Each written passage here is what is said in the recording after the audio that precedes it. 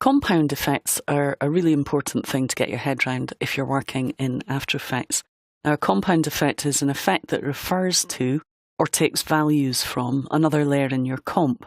And in this video, we'll have a look at how we can use a black and white matte to control areas of the image and assign blur values to only a specified area of the image.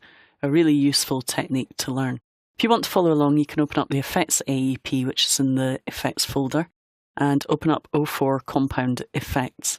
And here we have this little scene where we have a shift of focus created on this scene. Basically, we have the lens blur effect applied to the foreground and the background, and it creates this nice shift of focus effect.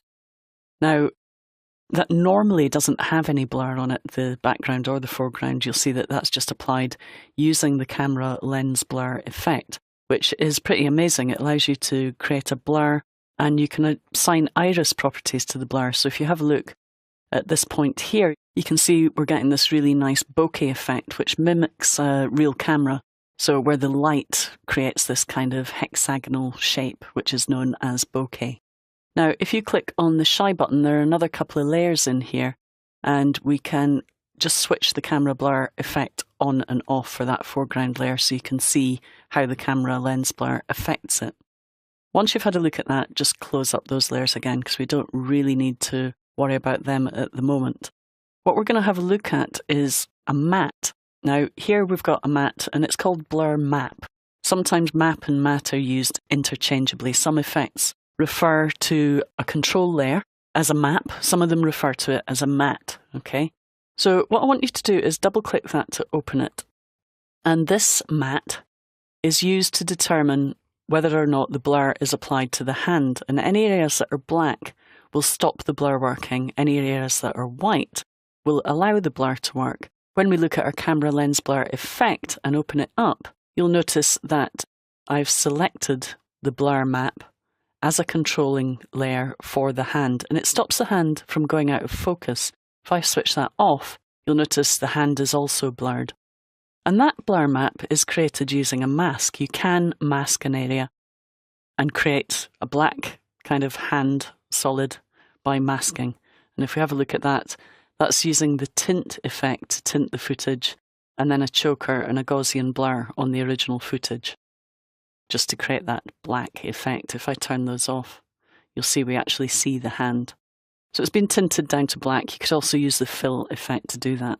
But what we're going to do is we're going to work on the foreground footage. So what I want you to do is click on the shy button, and we'll release the foreground piece of footage from being shy by clicking on that button, and we'll switch the other two to being shy, and then click back on the shy button so we only have the foreground footage showing. Now I'm also going to solo it, and you'll notice that we also have some transparent pixels down here. So let's move through until we see the ball being blurred and that lovely bokeh effect. Now at this point, what I want to do is I want to make sure that we still have the bokeh effect on these particles, but the actual ball itself is in focus.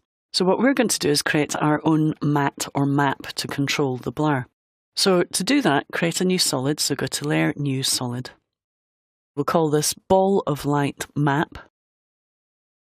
Make sure it's the comp size and click OK. Now, what we're going to do to create our matte is use a ramp effect. And the ramp effect is now 32-bit. So we get really nice high quality ramps from using this. And it creates a gradient for us, also known as a ramp. Before it was 32-bit, used to get stair-stepping problems, but not anymore now, it's 32-bit. So we're going to click on the Start of Ramp button and just move that down here, choosing a radial ramp from the ramp shape menu as well. So we're placing our ramp down here. You can also adjust the white value if you click on the white button here for the end ramp color and move that. You'll notice you can determine where the ramp starts and ends.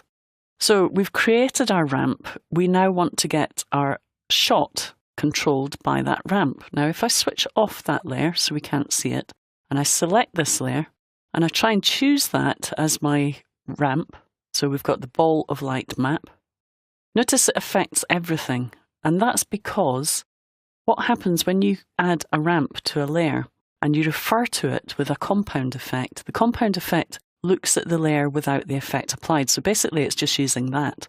It's using an orange solid layer. In order for it to see the effect rendered on the layer, what we need to do is pre-compose it. So we're going to go to Layer, Pre-compose, okay? And basically what that's going to do is it's going to place that into a separate composition and nest it within our comp. Now we're going to say move all attributes into the new composition.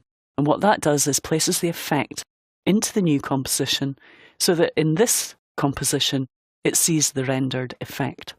We're going to call it Ball of Light Map Comp 1, that's fine, and just click on OK. So you see that our layer is now replaced by a rendered version of that effect. And now if I switch off that layer and go into my effect and choose the Ball of Light Map Comp, you'll notice that if I switch that off and on again, that now it's actually controlling the blur.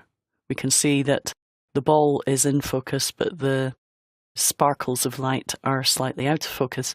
Now it's not quite in the right place, so how do we make sure it's in exactly the right place? Well, this is where we can take advantage of the new ETLAT system, ETLAT, which stands for Edit This, Look at That. So what we're going to do is we're going to open up this composition and we're going to lock it. And then we're going to say Create a New Viewer. So we've got two viewers open, okay? But in this composition, what we're going to do is view our compound effects comp, and we're going to lock that. So we've got two comps side by side. Now the great thing about this is I can go into my blur map comp, oops, the wrong one, the ball of light map comp, and open up my ramp settings, and I can select the ramp and just go in there and edit it. And I can see it update here. Now I've got quite a small screen to work with, so I'm just going to zoom in on this a little bit so we can see a little bit more clearly what's happening. Notice that as I move that around, the blur is updating. So I can make sure that I get it exactly where I want it, and I can adjust the white setting so that we have the center of the ball in focus, but there's still these lovely bokeh effects out here. So really good way of being able to control the amount of blur. Now we would then probably animate that, and to animate that we would track the ball, see where it moves around the screen, and apply the tracking data to this value, the start of ramp value. And once you learn about tracking, you'll learn how you can attach data from tracking data to effect data, and that's how you would get it following the ball. But that's how you create the actual mat itself. And if we go back to our compound effects comp, and view all layers now, you'll see the ball and the hand are in focus, but these lovely sparkles that come off the ball are lovely and out of focus. So that's how you can use one effect to control another effect.